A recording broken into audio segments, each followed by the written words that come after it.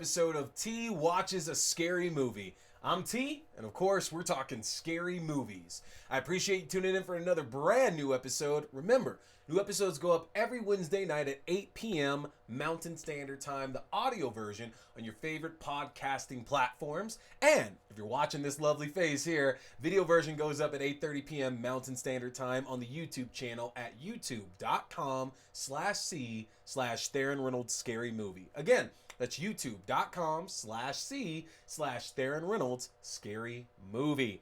Also want to remind you, make sure to use my discount code if you're going to Fangoria's shop and want to save 20% off your order, including subscriptions and merchandise. Just got to use the code AXDEW. You get 20% off your orders. So, what are we talking about today? Well, first of all, we got part 2 of my conversation with Mr. Ben Schatzel, where we're going to be discussing We're All Going to the World's Fair. Last week, we talked about the earlier part of the movie, and we're about to get into the rest of the movie here in tonight's episode. But be warned, it is a spoiler-heavy episode. If you have not seen this, then what the hell are you doing? Go to HBO Max right now and watch We're All Going to the World's Fair, or it's available for rental on all your favorite streaming platforms right now. But what else do we have to talk about? Because there's been some big developments in the last few days. First, you might remember, a few weeks back, we shared the news that Rennie Harlan, famed horror director of Nightmare on Elm Street Part 4 and other awesome 80s and 90s thrillers, including Cliffhanger and Die Hard 2, would be directing at least one of the upcoming Stranger 3 movies that were coming out. It has just been revealed that these 3 movies are a reboot. They are absolutely a reboot of the Stranger series, and folks are going crazy about it because if you saw the most recent film, Strangers Prey at Night, it left the door open for a possible another entry where the killers return to wreak havoc again on another family or group of friends. Who knows? But also, if you watch both the first and the second movie, you know that there's nothing in there that says that these movies have to be set in any particular time frame. So it's not hard to say that you could have done 3 more of these Stranger movies before the first film is set, between the second and third film, or hell, you could even set it after the second film at that point. Who knows? But it's very interesting that they're going the reboot route. And the question really does come up because they also released a synopsis that Madeline Petch from Riverdale will be starring as a young woman who's traveling across the country with her boyfriend that stops at a local Airbnb, and they are terrorized by the group of strangers. So honestly, it sounds like just the normal kind of story that we might expect from a Strangers movie. But what I really am hoping is that it airs more towards the second film, Prey at Night, than it does the first one. As you know, I'm not a big fan of the first movie. It just didn't click for me like it does for a lot of other people. But I absolutely love the second film. It's fun, it's fast-paced, it's thrilling, it's scary. It's a really, really great film. So we're hoping that these movies are going to air more towards the second one. But it's very interesting because I wonder if the characters are going to carry across all 3 films or whether or not this cast is only in the first one and the other 2 we're going to get completely independent stories. Who knows? But we're excited about it one way or the other. That's awesome that we're going to get 3 new films that are filming this month right now. In other movie news, though, and this is a big one, as you know, the prequel to what I think is the best horror film of the year, X, has its prequel, Pearl, releasing this Friday in theaters. Ty West secretly filmed this movie while they were filming X so they could reuse sets and keep the same aesthetic with it. But even crazier than that, it was just revealed at the premiere this week that there is a 3rd movie that they're going to be working on as well called MaXXXine. And if you saw X, our main character, MaXXXine, played by Mia Goth, ended the film, spoilers coming here, ended the film as being the only survivor of the massacre at the farm and left to go God knows where. And the teaser for MaXXXine shows that it's likely going to be set in Hollywood. It's going to be set in the 80s. And as Ty West has said, it's going to explore the VHS craze of the 80s as well, too. So I would imagine that MaXXXine is still going to get into porn, as that was the intention of the film X. And maybe she comes across some unscrupulous directors and producers and takes a little bit of what she learned back at the farm into the heart of Hollywood. Who knows, but it's absolutely exciting to see that this film is getting a franchise, y'all. I love that studios are being brave now and saying that horror is really the big hit. It's done so well in the pandemic that they just gotta hand orders like these out like that. So, MaXXXine. We don't have a date for it yet. Maybe it'll be late next year because they did not film this one while they did Pearl and X. So this is a new film they have to actually get done. So we don't know. They could be filming right now, meaning the film could come out next year. It could be 2024. We just have no idea. But either way, it's exciting that we're getting a full franchise in the time span of what's going to end up being 2 or 3 years. And who knows if that's the end. I'd love to see more films because it was implied in X that the group of filmmakers that came and all were slaughtered, that wasn't the first time that Howard and Pearl had done this. So you never know. We could get more entries in this series, folks. Who knows? But check out X. It's available to rent and to purchase on all your popular streaming platforms. And don't forget to go check out Pearl, which hits theaters this Friday. But time to get into things here. We're going to go ahead and get part 2 of my conversation with Ben Schatzel on We're All Going to the World's Fair. Yeah, like I love that because you're right. You're absolutely right about what you're saying, and to where the more the movie goes on, the more she becomes more susceptible, and it's almost like she's actively looking for things to say, this is really happening. Like things are getting weird and I'm being weird and like my photos are distorted and this is happening because I want it to happen, because I'm seeing these things happen when sure, if you go looking for something, yeah, like it looks like that, but that doesn't mean that's really the case, you know? hmm Yeah, absolutely. And there's a show that I'm a huge fan of. This is going to sound like I'm using cheat codes because I'm. I'll set this up and explain it a little bit. But there's an anime called Serial Experiments Lane. I don't know if you're familiar with it, but I watch way too much J horror. I've probably for my own, and that felt like a lot of the themes that were being played with in this film. And so I was thinking, is this related somehow? The director for this film is kind of in my age group. It would not be a far-fetched idea to think that she could be drawing from this. And then, of course, just a few days ago, the director was posed a question on Twitter saying, "Hey, if we loved We're All Going to the World's Fair, what else should we watch that would be kind of similar?" And the director pointed that out, and she said, "Go watch Serial Experiments Lane. This is 100% a similar story, and this is part of what I drew from." Oh, And it's wow. really interesting, but the end goes a completely different direction. But it has similar elements of sort of like throwing you off the trail. You think that there's certain elements at play, and then something comes in that just throws everything on its head. And that was one of the big things that gave me that impression, was somebody getting pulled into the computer screen. And I'm like, I don't even know how to fit this into my theory that I'm working with. Like, I don't know how Yep. this fits. So I almost just have to ignore it because there's no way I can try to be processing this as I'm viewing it. And I love that you mentioned that post because now I'm recalling that I did see that, and that the director absolutely mentioned one that caught that definitely was ringing in my head too. The film Pulse from the early 2000s with I think it was Kristen Bell who was in Pulse there. And about like like the ghosts who were haunting like the cell phone signal and everything like that. And I was like, oh my god, like there are some parallels to Pulse in here, but going to where you're talking, because we got to get to that ending eventually there.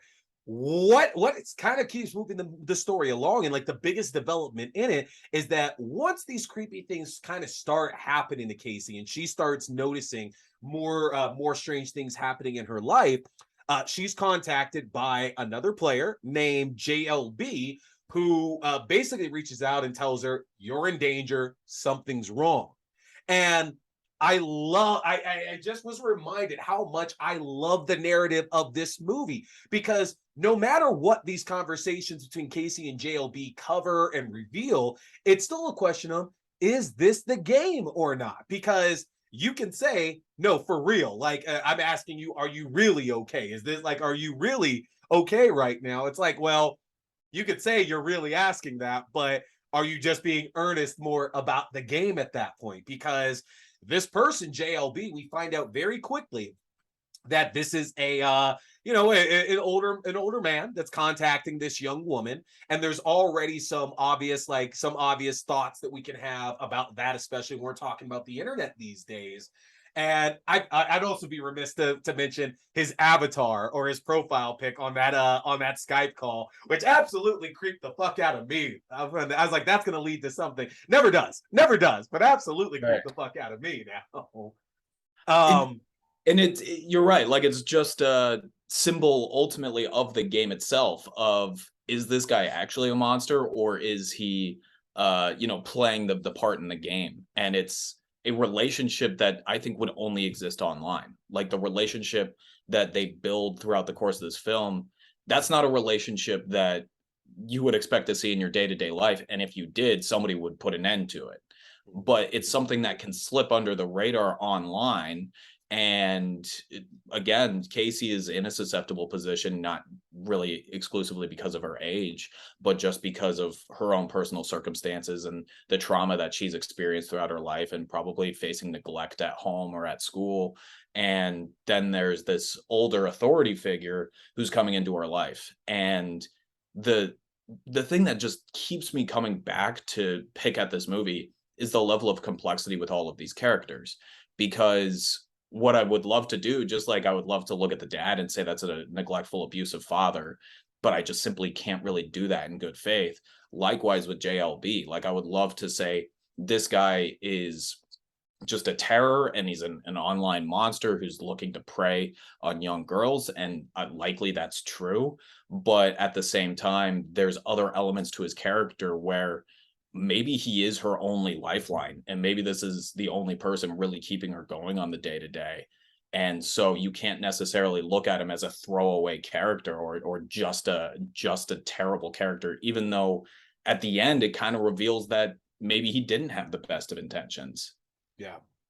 And it is interesting because of the fact that with JLB as well too, the moment he, or not, maybe not the moment he gets introduced, but we then start to see really a bit from his perspective as well, and then the film starts going kind of back and forth between Casey and JLB from what they're seeing. And I really enjoyed that dichotomy of it because, like you mentioned earlier, everything we were really seeing was from Casey's standpoint. So we got to take it either at face value or it's whatever at that point. But when JLB starts getting involved, then it becomes a question of, well, now this is kind of like really backing up everything that Casey is claiming and saying that's actually happening. So whether there are nefarious intents, behind his involvement or not, it's like, no, there might actually be something going on because somebody else is finally seeing it. And do you feel that when JLB got introduced, we always talk about audience perspective, like who's our representation in that movie? Do you think that we're more so supposed to see the movie from his perspective over Casey's after he really comes in and plays that role? Yeah, that's a great question because it does feel like the camera work and the presentation pulls us in that direction where we almost want to sympathize a little bit with JLB, even though he's positioned as the antagonist almost, at least at his introduction. And the interest is definitely that his life does not at all mirror Casey's. Like he's well established. He's got what appears to be a perfectly functional life going for him. He seems fairly emotionally settled, financially settled. So the curiosity from my end was, why is this guy doing this? Why is this guy talking to 16-year-olds on the internet playing horror role-playing games?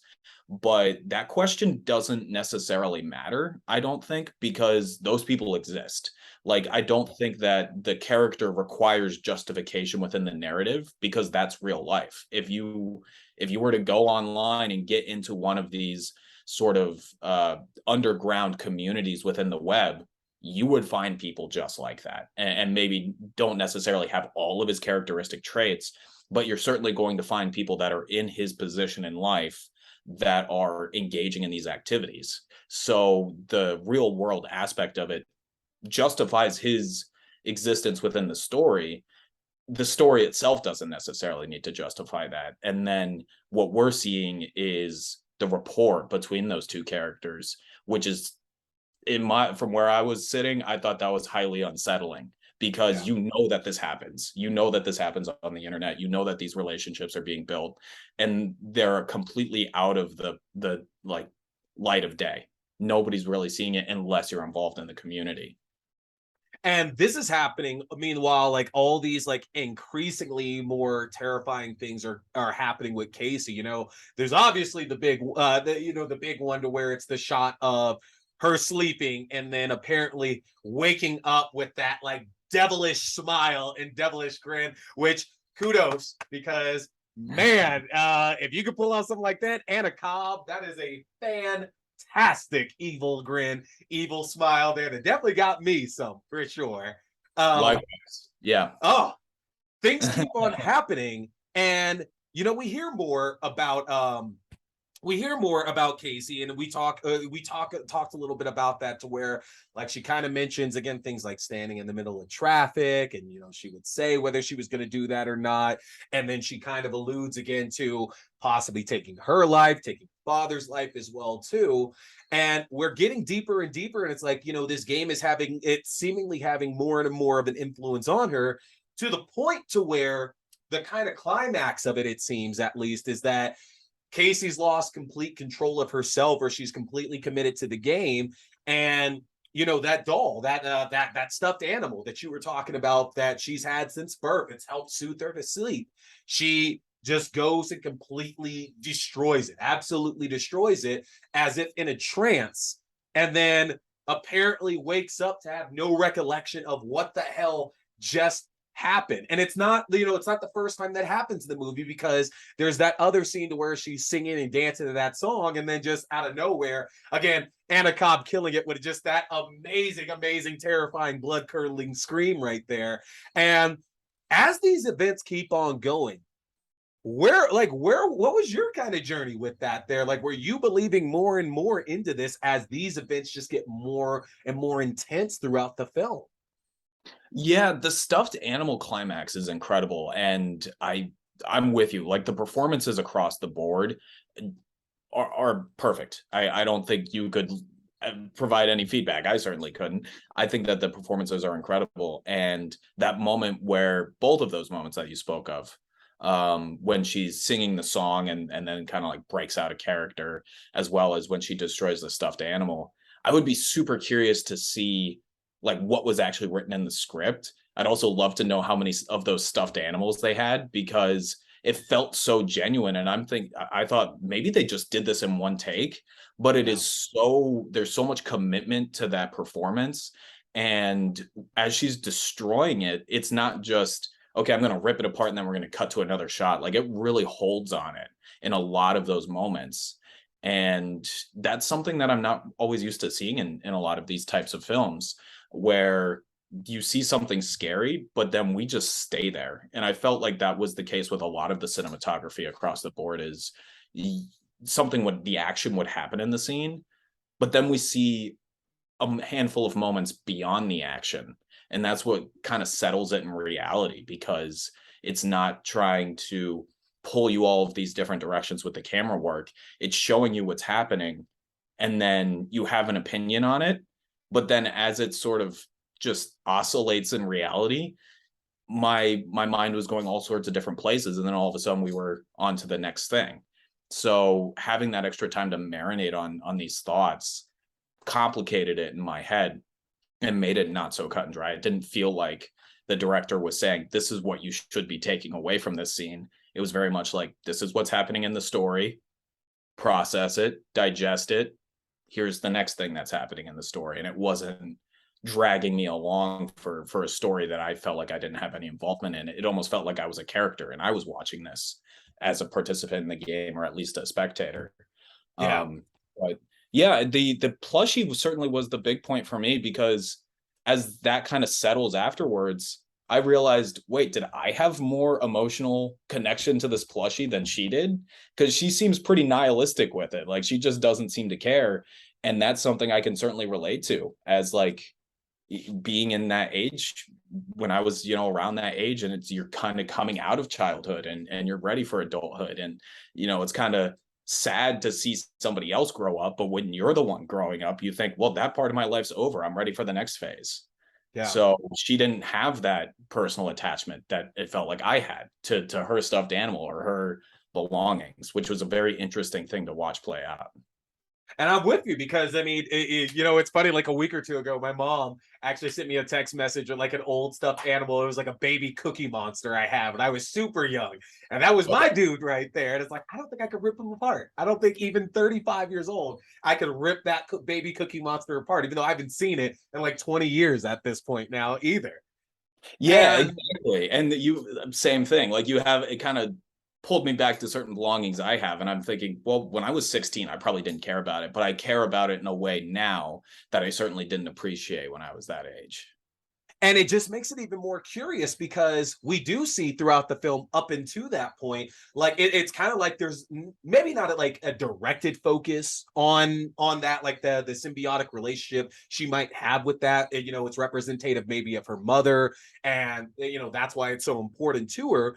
But we see it throughout the film, and then it's just gone, and it really poses the question, because we're getting close to the ending right here, but it poses really the question of, was that all for show as well too? Like, depending on your interpretation of the ending here, was her featuring that stuffed plush throughout the film really her building everything up to the end of the movie just for better clicks, better views, better engagement on that? Because of course there's the one hand, which is no, there was something nefarious actually going on in that point, and that's what took care of ripping this plushed animal apart.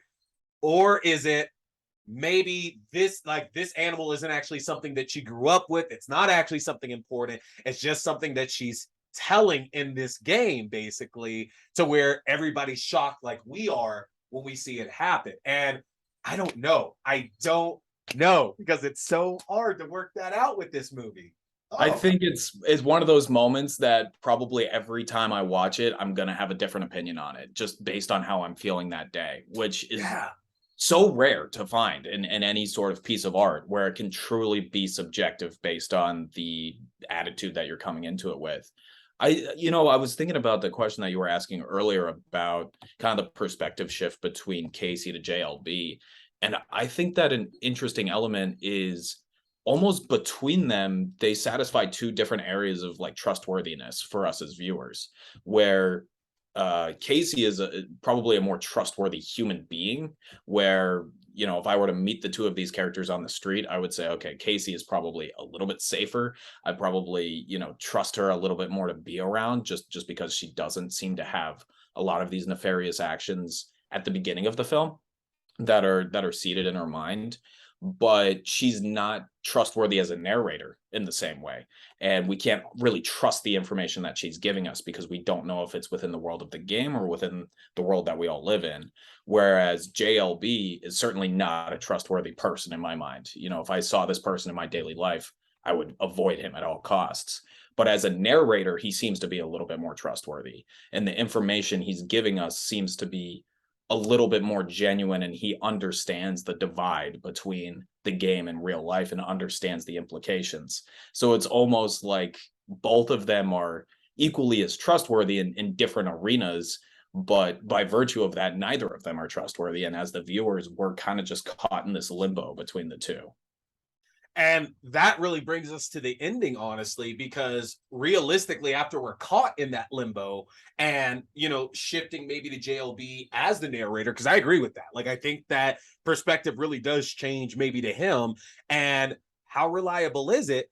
JLB confronts Casey about it and, lets her know, like, hey, like, I'm very much worried about you. Like, something actually seems like it's wrong, and we should absolutely get out of the game so we can make sure that everything's good and talk. And that calls back to what you and I are both kind of coming at it from, because whether it's real or not, basically the way that kind of ends off there is that Casey kind of calls him out and says, like, look, like, this is just a fucking game, like, this is just a game, this is just for a show, this is just for clicks, like, you're an idiot, like, this isn't real, why would you think it's real in the least bit? I'm just really good at what I do.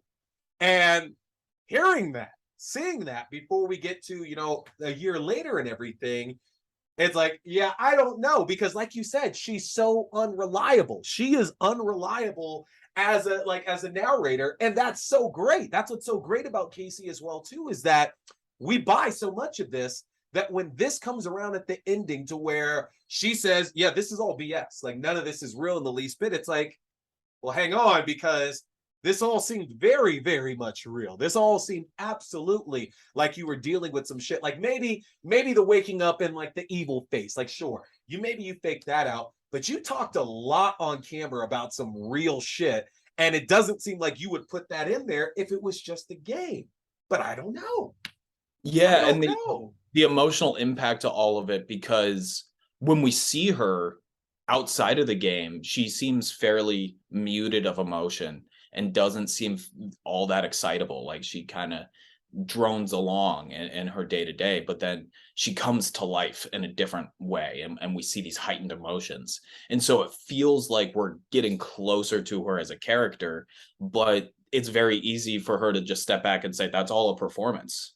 That none of that was how I actually feel, even though the viscerality of it, just the human element of it, makes us think there's no way you could possibly be telling the truth. Like there has to be at least a kernel of intention behind what you're doing. And it's terrifying, because if this is what you're showing us, then what are you not showing us? Because you seem to Yep. be masking a lot of your emotions and a lot of your personality in your day to day.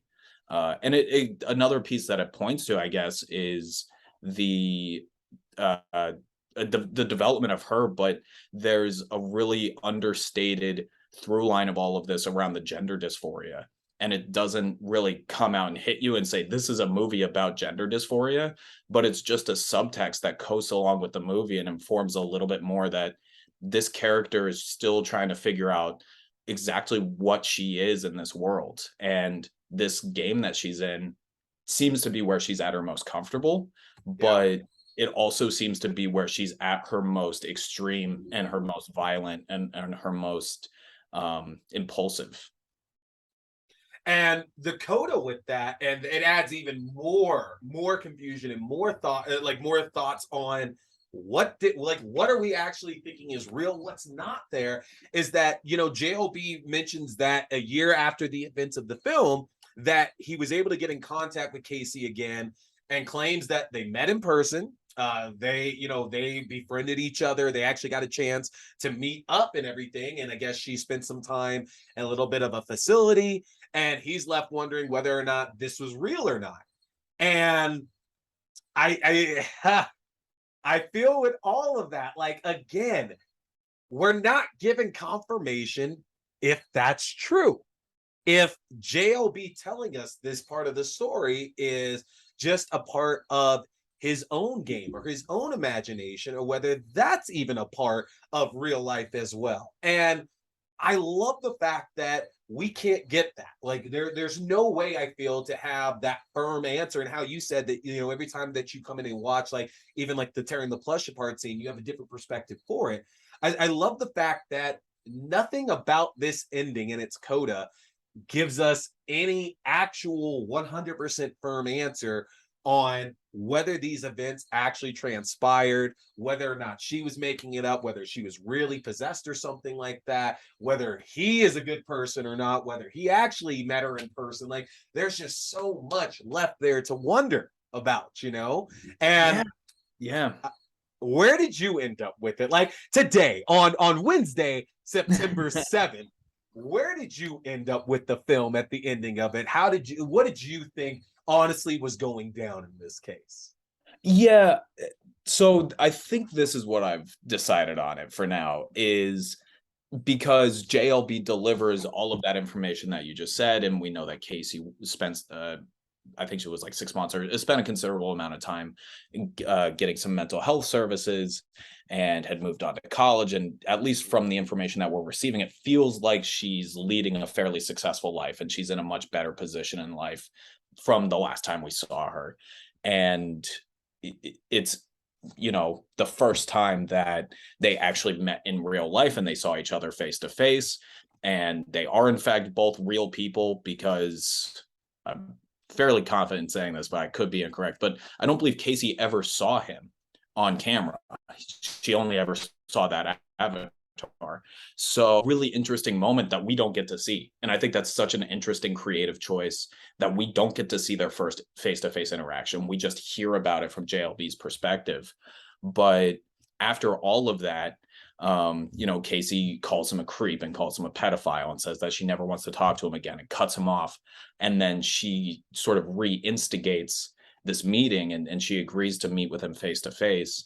And then the closing moment of the monologue is JLB saying that Casey told him she made it and she walked into the World's Fair and she saw the planetarium and she could feel it and she was right there. And again, going back to sort of the running pattern with some of the negative reviews, yes, it absolutely leaves you on the hook. It almost sets up this ending to the film and then it says, okay, we're right back in it. But what I take it as is I think that's Casey forgiving him and saying, I understand, like I've done some growing up. I can look at this a little bit more objectively with the passing of time. And, I understand that this was a game and that, I was probably acting rash throughout this. And you're probably not somebody I ever should have let into my life, but you're here now. You're in my life for better or for worse. And so I'm going to want to meet you face to face. And I want to, put a little bit more of a realistic approach to that, as adults. But I can still look back on what happened in our relationship from years past and acknowledge that, you were there for me in a way that other people weren't, even if it was for all of the wrong reasons. And it leaves you in that space. It doesn't say, okay, we're back to safety. It doesn't say we beat the monster, or it doesn't say she lost and the monster won. It just keeps you right in that space of not knowing. Yeah, because we don't know at that point, like, because you're right, her telling JLB, at least the way the JLB would claim there, that she actually made it to the World's Fair. It's like, okay, that poses an interesting question. If she made it to the World's Fair, did JLB ever make it to the World's Fair? Because clearly he played the game as well too, or is still playing the game, and he's the expert on it. Did he ever have a chance to make it to the World's Fair too? Because I love the way you explain it, that this is Casey maybe making amends for taking this game so seriously and doing some damage. Like she honestly did some damage to, to JLB and to herself and everything. But is this her way of making amends by saying, well, yeah, I made it, and giving him a little nugget to kind of like satisfy everything that he was looking out for? But I don't know. I don't know, because sometimes I look back at it and my thought process, like hearing about it, is that, well, maybe it's just his retelling of it. And in this case, Casey did end up in a in a mental care facility, and he's just giving his epilogue to it now, saying that, yeah, we met up and everything, but in reality, it's all still a part of the World's Fair game. And he's just ending the narrative that has now been transferred over to him because Casey got too deep into it and then now is still in a mental health facility. And I don't know. That's where my mind ended up being stuck at with it, is that, Casey might still be in that mental health facility and that he's just basically finishing off her story because she was not available to finish it herself. But I don't know, because now you Oh, give me more to think about. that's a really good angle, actually. No, that could be. And it's tough because, like I said, I feel like JLB is positioned as not a trustworthy person, but a fairly trustworthy narrator. Yeah. And so, I want to believe the words that he's saying in that closing monologue, but he also has his own interests and his own motivations for potentially lying or muddying the truth. So, kind of that untrustworthiness of his character may be interfering with the trustworthiness of his storytelling and narration. Definitely. And folks, there's definitely some scares in this. This is not there's been a lot of these this year to where it's not traditionally scary, to where we're not relying on jump scares or anything like this. There's not really blood and gore or anything like that either going on. But Ben's pointed out here, I think that a lot of what could be scary in this movie are the parallels to real life, and seeing maybe yourself in Casey, or hopefully maybe not in JLB, but maybe you see yourself in Casey, or you see your kids, or if you have children, maybe you see your children in Casey as well too. And I think that honestly adds way more scares to the movie itself because, again, whether it's real or not, we're looking at somebody who's clearly in a lot of pain and just looking for a way to really like express, looking for a way to push all of that out and kind of just be able to like to scream. And this is case, it's almost like all this World's Fair stuff is Casey's scream, depending on what you believe the movie is really trying to tell you. And I think that in itself is absolutely terrifying if you can see yourself in these characters and make that parallel. But Ben, final thoughts on this movie. If you had anything else that you would say that you felt about this that you took from it, what would that be? Yeah, I think really you got to come into it with an open mind. You got to come in and be willing to roll with the punches with this film. Don't come in with any sort of preset expectations. I would maybe go so far as to say avoid the trailers. Just don't even inform yourself. I mean, granted, if you made it to the end of this video, you pretty much know everything that happens. But what I love about it, and I think what makes it stick out, is it's a horror film that doesn't rely on the body count, or it doesn't rely on jump scares, even though there's a couple of them that do pop out, and it justifies its position in the horror genre by the content of the story, in my opinion. And what I feel like horror is at the end of the day is any story that uses fear as the primary vehicle to tell the story, and that's exactly what happens here. And it's really positioning itself to rely on the character development, and the reliance on that fear to convey thoughts and feelings to the audience. So if you're looking for something that's a little bit more elevated and cerebral and is going to leave you walking away with questions in your head, and maybe isn't going to be quite as much fun as a slasher flick or a monster flick, but is definitely going to leave you chewing at it for weeks on end, then it offers that for you. And I think that's great. And I hope that we get more horror that fills that void in the future. Definitely. I absolutely would agree with that.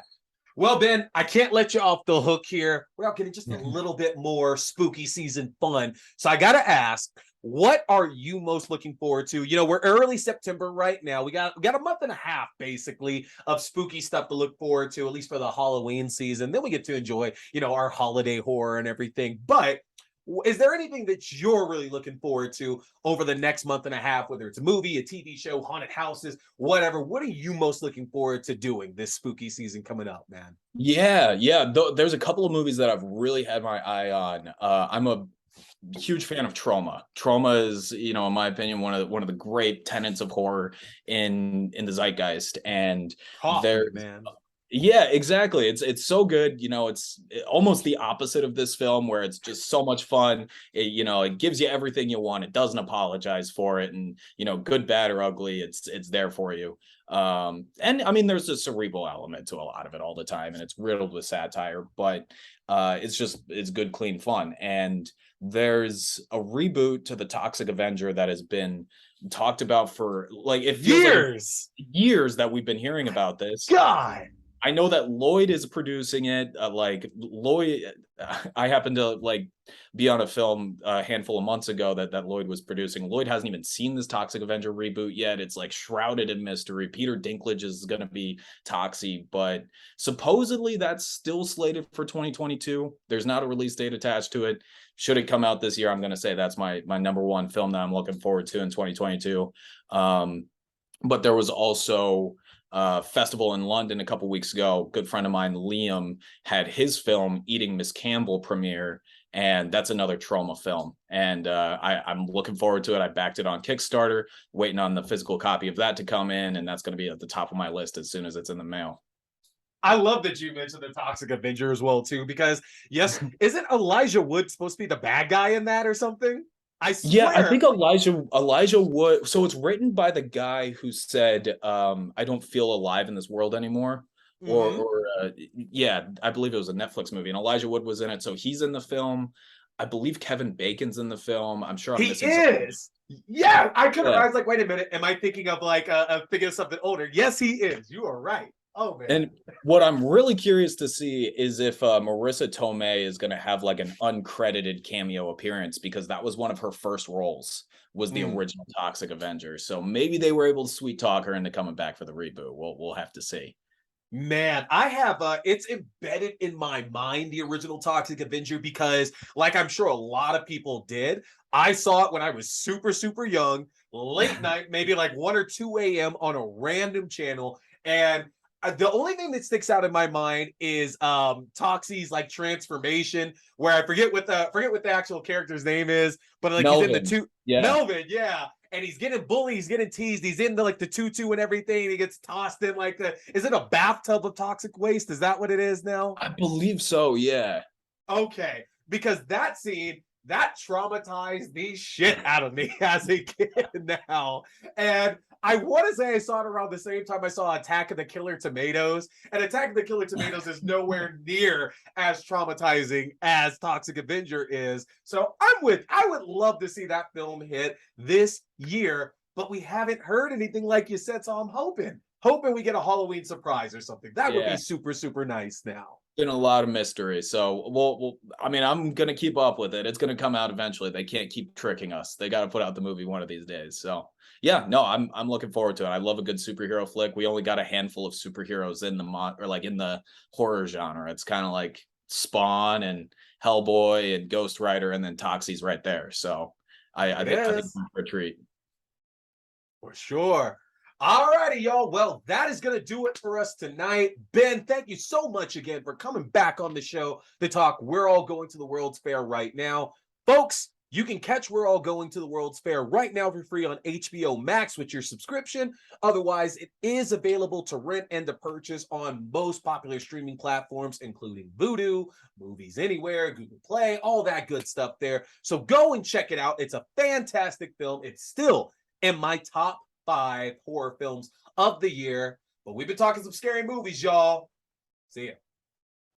Hey everybody, I appreciate you checking out this video, whether it was a review, whether it was a new episode, whether it was an unboxing, an interview, or whatever else. I want to remind you can check out my separate reviews also on my YouTube page, and new full episodes go up every Wednesday night on YouTube at 8:30 p.m. Mountain Standard Time, and on your favorite podcasting platforms at 8 p.m. Mountain Standard Time.